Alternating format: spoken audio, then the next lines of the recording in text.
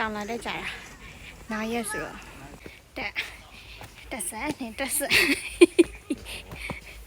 အခုမြင်နေရတာကတော့တောင်တက်လန်ရဲ့အစဖြစ်ပါတယ်ဒီတောင်ရဲ့နာမည်ကတော့ Yorango လို့ခေါ်ပါတယ်ဒီတောင်ကတော့အခုလိုမျိုးမြေကြီးလန်းလေးတွေဖြစ်ပါတယ်ဗီဒီယိုထဲမှာမြင်ရတာတော့တိတ်မမြင့်ပေမဲ့အပြင်မှာတော့တော်တော်လေးမြင့်ပါတယ်တက်ရတာတော်တော်ညောင်းပါတယ်အခုမှအစပဲရှိသေးတယ်မောနေပြီ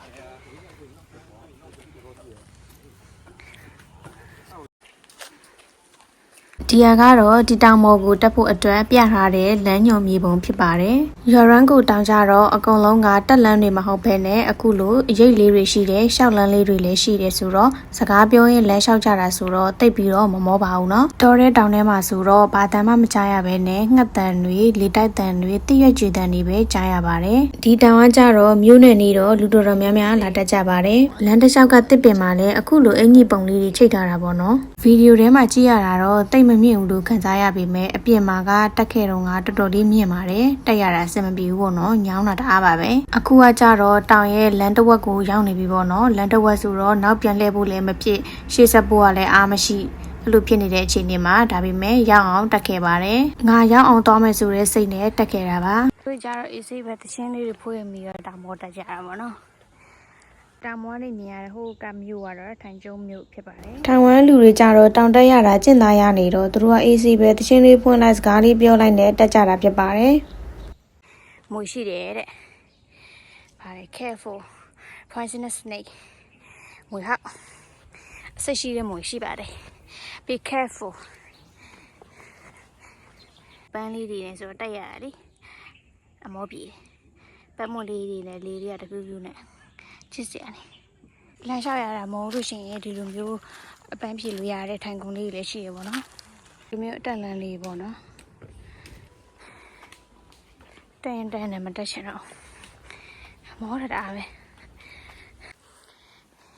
ထိုင်ဝမ်လူတွေကဒီမှာတောင်လာတက်ကြတဲ့လူတော်တော်များတယ်ဒီနားလေးမှာလေကျမ်းမရေးရလာတက်ကြတာထင်တယ်သူတို့ကတော့တောင်တက်ဖက်နဲ့တွေ့ပြီးတော့တောင်မွေးလို့ခေါ်မလားအဲ့လိုမျိုးတုတ်တန်လေးတွေနဲ့လာကြပါတော့ကေတော့အဲ့လိုမျိုးမယူလာဘူးခုကကြောင့်နွေရသည့်အစပေါ့နော်နွေရသည့်အစဆိုပေမဲ့အရင်မပူအဲ့လိုမျိုးလေလေးတိုက်တယ်ငှက်တန်လေးတွေကြားရတယ်လမ်းတော့ကြောင့်မှလည်းပန်းမင်လေးတွေနဲ့ဆိုတော့တက်ရတာမောလဲမောတယ်မောလဲမမောပေါ့ရွက်နုလေးတွေထွက်လာစင်းစင်းဆူဆူနဲ့ဆိုတော့တက်ရတာမောပြီဒီလမ်းလေးရောက်တော့တမျိုးလေးပဲစိတ်ထဲမှာခံစားရတယ်ငှက်တဲ့လူတွေကြားရတယ်ပြီးတော့လေတိုက်တော့တိရွက်လေးတွေကျွေတယ်အေးချင်းချင်းလေးဖြစ်တယ်တောင်ပေါ်မှာတက်စမ်းဟိုလေအသက်ရှူတာတွေတက်ခွန်ထိန်ချုပ်လို့မရတော့ဒီနေရာကတော့Yorangoတောင်ရဲ့အမြင့်ဆုံးနေရာလို့ပြောလို့ရပါတယ်တက်လာတဲ့လမ်းတောက်လျှောက်မှာအဲ့ဒီနေရာကအမြင့်ဆုံးပေါ့နော် Thank you နောက်ကနေတွန်းခိုင်းမှရတော့မယ်တက်ဒီကတော့တောင်ပေါ်ကမြင်ခွင့်ပေါ့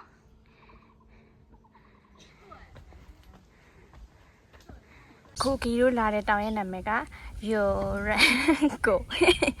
Yorango တောင်ဖြစ်ပါတယ်ကီရိုစလာတာကဒီကနေလာပါတော့ဒီကနေဒီလေးမွေအောင်လမ်းတိုင်းလာရပေါ့ကွယ်လာပြီးဒီကိုရောက်နေပြီအခုဒီမှာပေါ့ဒီကိုသွားမှာအခုဒီမှာခဏနေဆိုလို့ရှိရင်ရောက်ပါပြီလေးမွေအောင်တိုင်းလာတာပေါ့နော်တောင်ရဲ့နာမည်ကတော့Yorango let's goရောက်ခဏနေပြီဆိုတော့စူးစမ်းပြီးတက်ရတာပေါ့နော်ရောက်ခဏနေလေးပို့ပြီးတော့မောလေးပါပဲရှင်ကဲအမတက်လန်တက်ကြစို့ let's go ကြာတယ်အားလားသွားကြည့်ပါ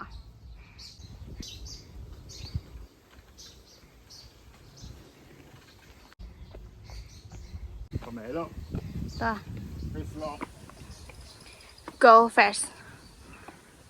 သူကတော့တောင်တက်နေရတာအကျင့်သားရနေပြီဆိုတော့ AC ပဲပေါ့နော်ခီကတော့မကန်နိုင်ဘူးတော်တော်လေးမောပါတယ်Yorangoတောင်ကြတော့အရင်ကြီးမမြင့်ဘူးပေါ့နော်သူများကတွေဆိုလို့ရှိရင်45မိနစ်တနာရီလောက်ပဲတက်ကြတာပေါ့နော် ကီကတော့မောတော့လမ်းမှာခဏခဏနာတော့ဒီတောင်ကိုတက်ခဲ့တာ2နာရီကျော်သွားပါတယ်ကီကကြတော့လမ်းမှာခဏခဏနားနေတော့အမျိုးသားက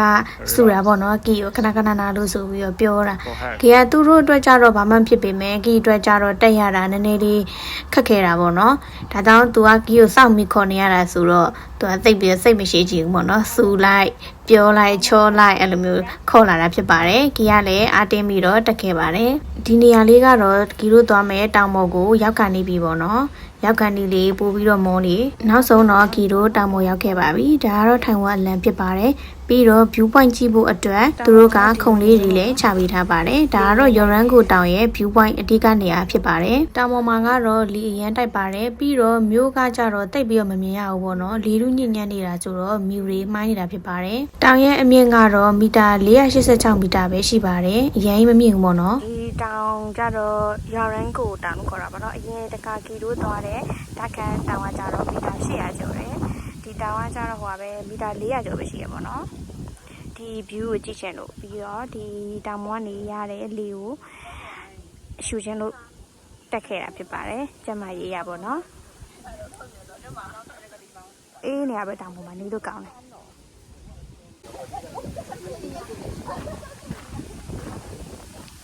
Are you okay? တရားရှောက်ညောင်းလို့ရှိရင်လုတ်တဲ့နေရာလေးပေါ့နော်ကီတို့တောင်ပေါ်မှာခဏပဲနေခဲ့ပါတယ်ခဏတစ်ဖြုတ်နားပြီးတော့ပြန်ဆင်းလာပါတယ်ပြီးတော့ဒီလိုပန်းလေးတွေလည်းရှိပါတယ်နောက်တော့ကီတို့ကလမ်းမပြီးတော့ဘယ်ရောက်သွားလဲမသိဘူးပေါ့နော်တောထဲမှာ2ယောက်တည်းဘယ်သူမှလည်းမရှိဘူးညနေ9:00နာရီထိုးနေပြီပေါ့နော်ကံကောင်းတာကကီကဒီတောင်ပေါ်တက်ဖို့အတွက်မြေပုံကိုဗီဒီယိုရိုက်လာခဲ့တာဆိုတော့လမ်းကိုတေချာကြည့်ပြီးတော့ပြန်လာခဲ့ရပါတယ် How did you feel No more. အစင်းလန်းကပို့ပြီးတော့ခက်ခဲပါတယ်ဒူးတွေတုံနေရဆိုတော့တတိထားပြီးဆင်းရပါတယ်ဂီရို2ယောက်ရဲ့တောင်တက်လန်ခီးစဉ်ကတော့ဒီလောက်ပါပဲเนาะကျေးဇူးတင်ပါတယ်